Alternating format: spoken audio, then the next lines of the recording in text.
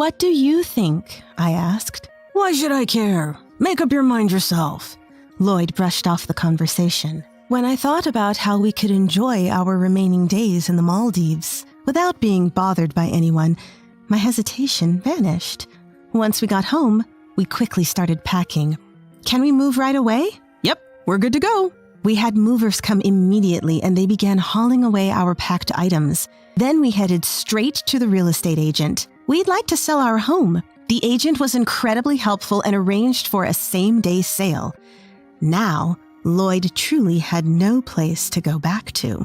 My name is Marcy, and I'm 43 years old. I currently live with my husband Lloyd in a Manhattan apartment. We got married 5 years ago. We haven't had kids due to marrying late. Lloyd often says, "Life isn't just about having kids." And that helps me live without feeling guilty for not being able to have children. Lloyd is 45 and in the prime of his working life. Recently, he's been working a lot of overtime and coming home late. I used to work at the same company as Lloyd, but quit after we got married. Lloyd said it would be awkward to work at the same company as his wife. Since then, I've been a full-time housewife. One day, my sister-in-law from the neighboring town called. It had been a while, so when she called to say she was concerned about our mother's condition and couldn't check on her, I agreed to go. Sister-in-law is a dependable person. I've been grateful to her many times since marrying Lloyd. Sister-in-law has 2 kids who are in 9th and 12th grade, and they're both doing well.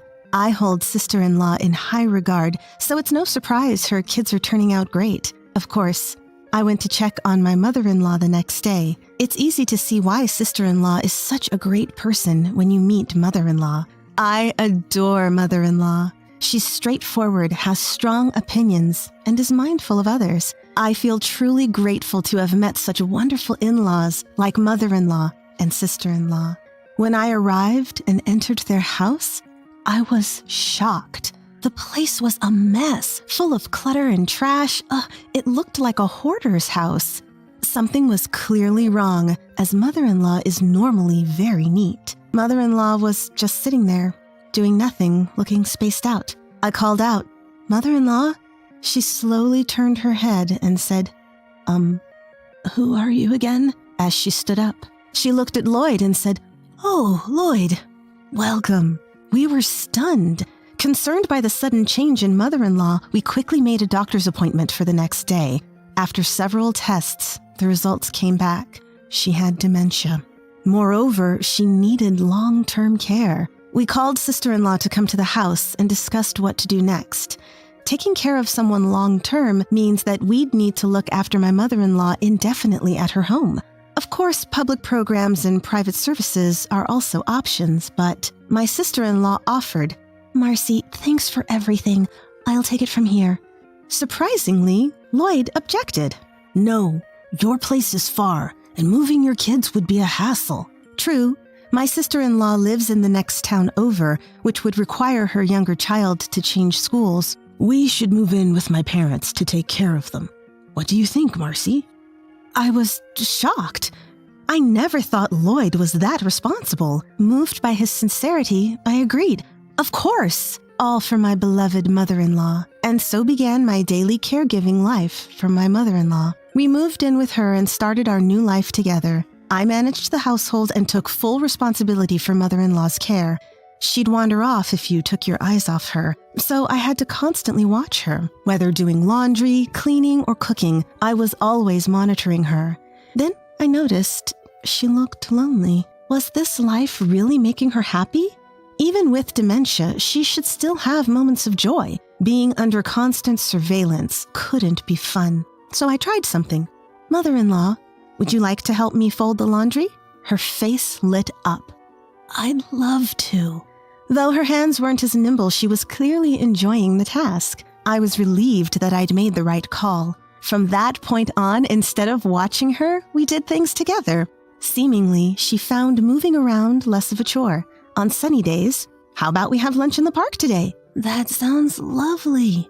And off we went for a meal outdoors. I never found this life burdensome. Sister-in-law always handled hospital trips, and her kids visited mother-in-law often. But one person was completely uncooperative. Lloyd. The same Lloyd who'd said, "We'll take care of mother-in-law." He never lifted a finger to help. Sharing updates or asking for his input always met with disinterest or reluctance. When I'd ask for help, "I'm tired from work. Why should I tire myself more at home?" was his response. He'd been working late, so maybe he was tired, but some help would be nice. He didn't even talk to mother-in-law. When I'd suggest plans for her, "Why should I care? Decide yourself." He'd brush me off. As it stood, it seemed Lloyd only came home to sleep. Things had gotten to a point where it seemed like Lloyd was coming home from work just to sleep. One evening, 11 p.m. came and went, and Lloyd hadn't returned. He'd often been saying he was working late, coming home just past 11, so I assumed that was the case tonight and went to bed first.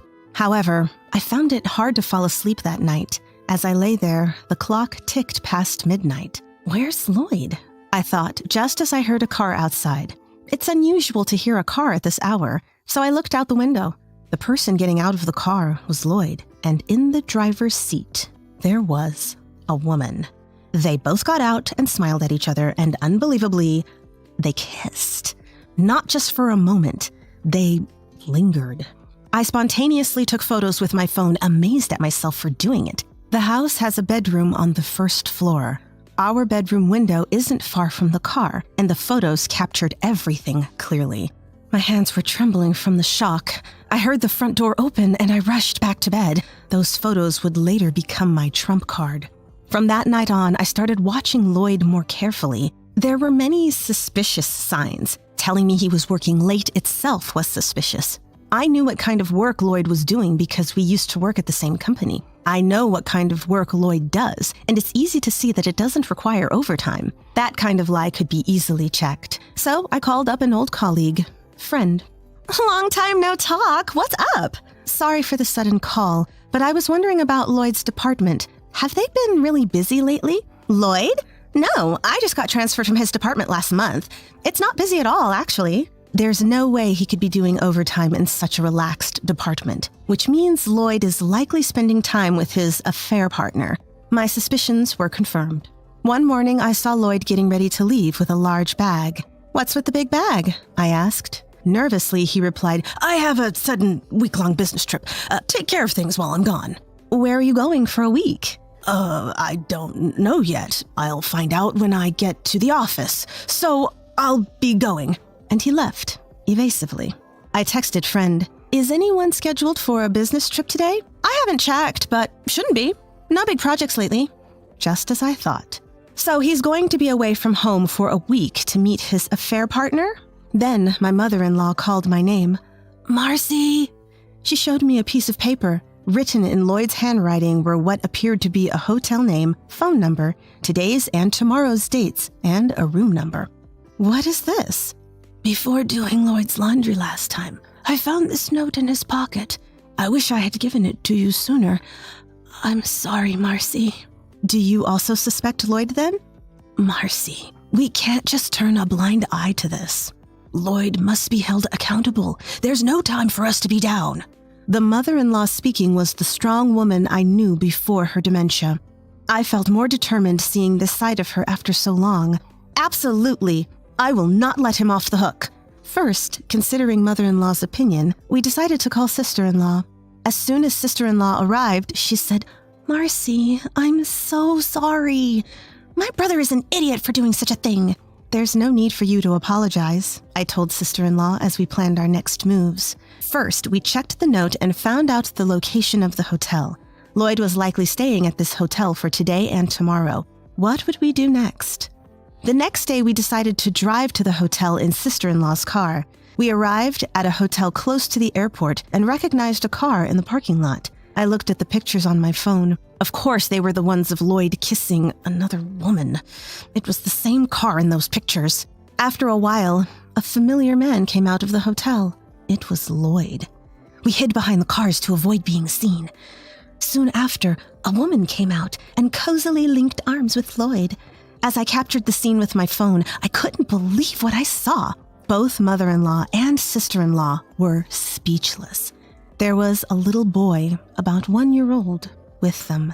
The child happily held Lloyd's hand. The three walk happily. and they all walked off looking like a happy family. The real wife, me, was the one capturing this scene. Feeling miserable was the least of my concerns. The three of them headed to the airport, leaving their car at the hotel. Once they arrived at the airport, they laughed and killed time before disappearing into a flight gate. The destination was the Maldives. There was no longer any reason to hesitate, thinking about how Lloyd would spend the remaining days there without any disruptions. When we returned home, we immediately began packing. I called a moving company and asked, "Can we move out immediately?" "Yep, that's no problem." They came to help us pack, and we temporarily stored our belongings at sister-in-law's place. Next, we went straight to a real estate agent. "I want to sell my house." The agent was incredibly kind and expedited the selling process for us. Now Lloyd had no home to return to. The thought alone made me feel refreshed.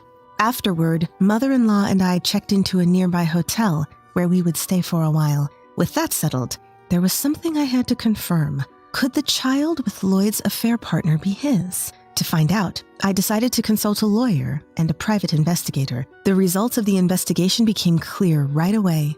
The report handed to me clearly listed that unfamiliar child as Lloyd's son. Lloyd had told me, "Kids aren't the only joy in life." But did he actually want a child? Did he have an affair because he couldn't have children with me? Only he knows the answer. But I can't keep this inside, as even my mother-in-law told me. I will never forgive him. 7 days later, my phone rang. It was Lloyd. "Hey, where are you? I can't get into the house. The key's not working." "That's because I sold the house." "What are you talking about?" "Hope you enjoyed your 6-day, 5-night trip to the Maldives. Must have been fun with your family of 3. Made some good memories, did you?" I could tell Lloyd was stunned on the other end of the line. I continued, "Your house is no longer there. We've moved and sold it. You should go back to your own child and that woman." "Wait, you misunderstand. That's not my kid. I was fed up with Lloyd's excuses and unleashed all my anger. "Don't you dare play games with me. You think your excuses are going to work now? I never want to see you again." For the first time, my usually talkative husband was silent. On speakerphone, my mother-in-law chimed in. "Lloyd, just so you know, there's no escaping this. We have all the evidence, and our lawyer is listening to this call. You'll be getting a compensation claim from Marcy, so pay it without arguing. Also, from now on, I'm cutting off any mother-son relationship with you. Don't think you can fall back on me, and you can forget about any inheritance." "What? Mom, you're clearly not suffering from dementia." "Can you believe it? I have genuine dementia, but listen, if Marcy is this hurt and in such a tight spot, how can I not step up? Marcy has been by my side, taking care of me all this time. I can't just sit around being a useless mother-in-law when I can't even repay her kindness." Hearing those words, tears flowed from my eyes, even after what my husband did to me. I felt truly blessed to have such a kind mother-in-law and a supportive sister-in-law. I was the luckiest daughter-in-law. Later on, Lloyd paid the $80,000 compensation I demanded, all in one go. Although it was a high sum, thanks to my excellent lawyer, we managed to secure the full amount. While evidence photos helped, the most impactful was the revelation of his secret child. Though my inability to have children played a part, that's a complicated feeling. I reported every detail of Lloyd's affair to his company, and he became the talk of the office, but not in a good way. Everyone from his coworkers to his bosses started looking at him coldly. Even after paying the compensation, his savings depleted. He couldn't afford to quit, and he's living a miserable life working under those conditions. His affair partner turned cold on him once the money ran out, and he isn't even allowed to see his child. Yet he still has to pay child support, leaving him in a dire financial and emotional state. My sister-in-law's eldest got into college and moved out, so my mother-in-law moved in with her. I bought a piece of land and built a small house there, starting a new chapter in my life. I'm using my qualifications and working from home. I'm never lonely because my mother-in-law and sister-in-law frequently visit. My mother-in-law's dementia seemed to miraculously disappear. Doctors say it's not a full recovery, but she believes it's all thanks to Marcy. I plan to find more joy in my life and live each day happier than ever before.